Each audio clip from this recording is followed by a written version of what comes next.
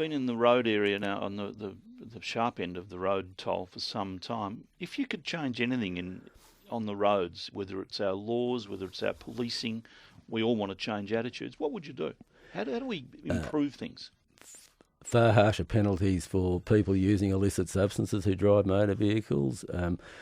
As a community, we've reduced drunk driving dramatically over the past 30, 40 years. We need to do the same thing now with people who use drugs, and I'm talking about serious penalties. I don't see why you should deal harshly with a drink driver and 3 months suspension for a person who's using speed or some other exotic substance while they're driving vehicles, because they're causing just as much havoc as the drink drivers did. And we look at our road toll now, Neil, in the last 2 years, it's on an upward trend. And, we can't accept that as a police force, and we can't accept that as a community. We've done that much work to get the road toll down, and we really need to look at other things we can do to stop people driving their vehicles after using illicit substances. So what should we be doing? If you've got an illicit suburb, methamphetamine or whatever in your system, you get an automatic suspension of a year or something like that? Well, I'd say a year should be a minimum.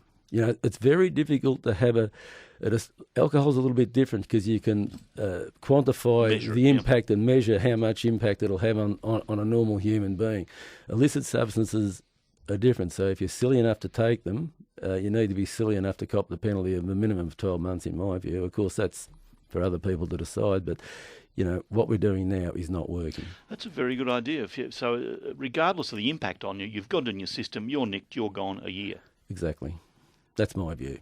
And you think that the problem is serious enough that is causing that sort of effect on the roads? Well, in the heavy vehicle space, Neil, I think you and I have discussed this before, with targeted testing of heavy vehicle drivers, 1 in 12, 1 in 13 there in some years. In recent times, thankfully, it's gone out a little bit. So that just shows the level of the problem on our roads, and we've really got to resolve it. And really the only way to do it is the same way as we did it with drink driving, is make it something that you just don't do. What about zero alcohol? Is there a point to that?